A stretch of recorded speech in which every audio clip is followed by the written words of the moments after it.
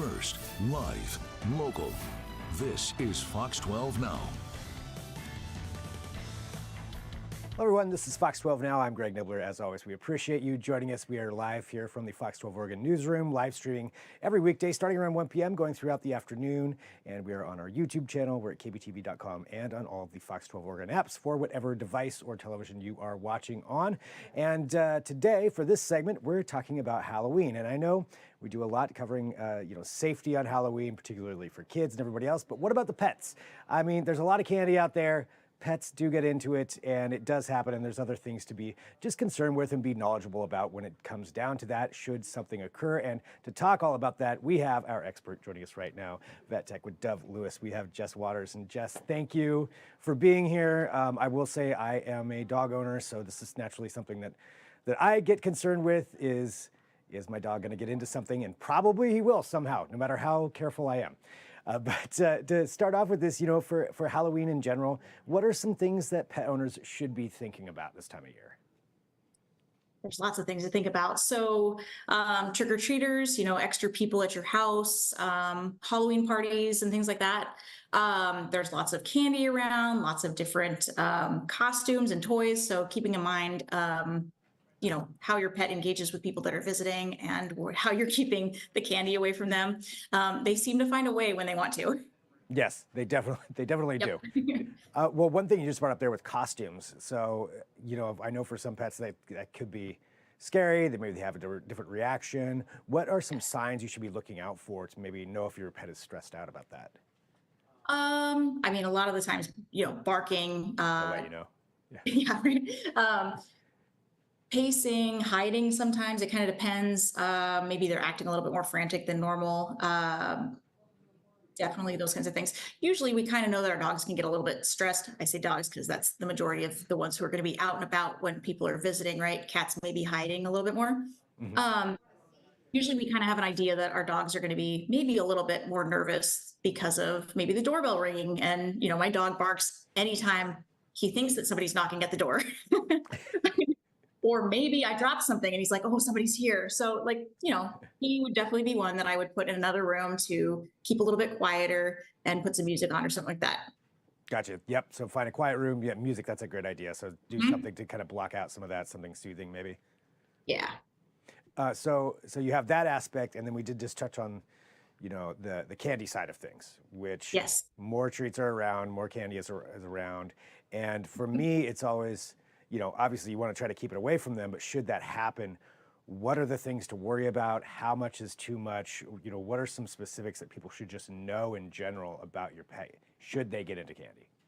Definitely. So there's a couple of things that we need to think about. Is it chocolate? Because different sized pets can ingest different amounts of chocolate that might not be like really, really worrisome, but could cause GI upset. So the best thing to do is, call a vet clinic, talk to them about how much they ate roughly, the size of their pet, that kind of thing. Or ASPCA. Really, ASPCA is a great resource for anything that they got into. And that may save you a trip into the vet. There's a fee for that, but it's, it may save you a trip into the vet. So chocolate is one of them. Other candies that include xylitol, which is a sweetener that is added in. It's in candies. It's in a lot of the gum and toothpaste that we use, and even some nut butters. Both are toxic to pets. Plus, we have the wrapper situation there, or maybe like lollipop sticks, things like that could cause an obstruction. So if you didn't know that your pet got into it and they seem to be anxious, or they vomited and it looks like there's chocolate or wrappers or other kind of candy in there, it might be a good idea to have them checked out. If you're worried about it, I always say trust your gut. And more often than not, owners come in and they're like, they were just acting off. And I'm like, I'm glad you trusted your gut, because it leads somewhere sometimes. Yeah, that important aspect of just knowing your pet and knowing how they're acting, what some of those warning signs could be. You mentioned xylitol, so just to go into that a little bit, what specific kinds of candies is that in? You mentioned gum and toothpaste, but that's That is a not. good question. I don't know, like going down the aisles at the store with the candy, like the Halloween candy that's out right now, which ones those are exactly in. I should look into that. But it's in like, for example, sorry to one-off one, but icebreakers and like a lot of Yeah, mints and gums like that. It's like it's an added sweetener that's safe for us, but for dogs and cats can be very toxic. really? Okay, so Just a that's, little bit. Mhm. yeah, I didn't realize that. So make sure that you keep gum and anything that could have that xylitol in it. So Mhm. what are some warning signs if your pet does get into that?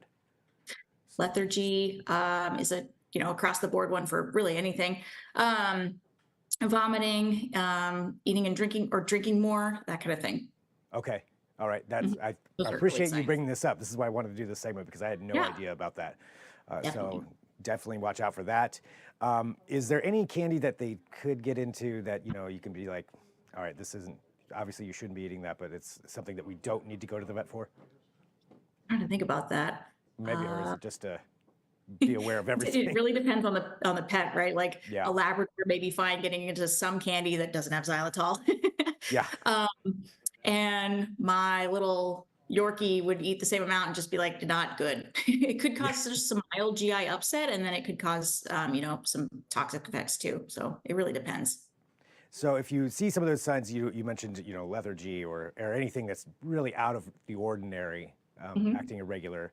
So call one of those, call the vet would Mhm. probably be the first thing to do. And then at what point, what's something where you would know like, okay, I have to go in right now? I think if you know that they've ingested anything that had xylitol in it or a large amount of chocolate, and it does depend on if it's milk chocolate or dark chocolate. But again, if it depends on the patient size too, or the pet size, excuse me. Um, so ASPCA is really a great resource to kind of help you gather whether you need to go in. If they're vomiting or inappetent or lethargic or drinking a bunch of water, sometimes pets will hide when they're not feeling well. Um, or they're restless, getting up and down, laying down, not able to get comfortable, I would recommend bringing them in. If your gut's just like something's not right, bring them in. Something's off. Yeah. Anything else that you think is really important for people to pay attention to if you're a pet owner? I think that making sure that your microchip is up to date, if your pet has a microchip, so that anybody can get in touch with you if they do escape, because it's, the doors are going open and close with people coming in and trick-or-treaters, and making sure they have their appropriate tags on just so that people can get in touch with you if your pet escapes and needs to be rehomed or That's, yeah. reunited, excuse me. Yeah.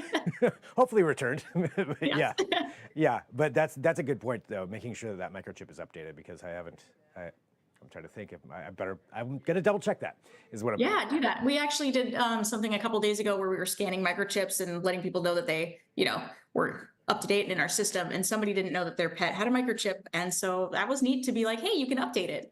Yeah, there you go. Yeah. Your pet is microchipped. Well, that's all great stuff to know. And yeah, I mean, anything else you think is important? I mean, we covered quite a bit here. We did, yes. Yeah. I'm trying to think about that. I guess I should just say like, oh, I mean, we'll get into it more with the Christmas holidays coming and lights and things like that. But DoveLewis is open 24 hours a day, 7 days a week, and even during holidays. So if you have an emergency, feel free to bring them in. There's other emergency clinics in the area too. And then we also have same day and next day urgent care appointments too for things that aren't needing to be seen like immediately. Gotcha. Great. So that's good to know that there's some options there too. And should you need to get Yeah. in somewhere 24 hours a day, you can get in there. That's great. Well, Jess, thank you very much, for joining us. Thanks for having me. This Thanks is for having me. giving me some peace of mind, and I learned a couple of very important things out of this. So hopefully other people do too. So feel free, everybody out there, you can share this segment, let other people know about what Jess has taught us. And thanks for being here with us. I really appreciate you Yeah. being on Fox Thank you 12 for Now. having me. Happy And- Halloween.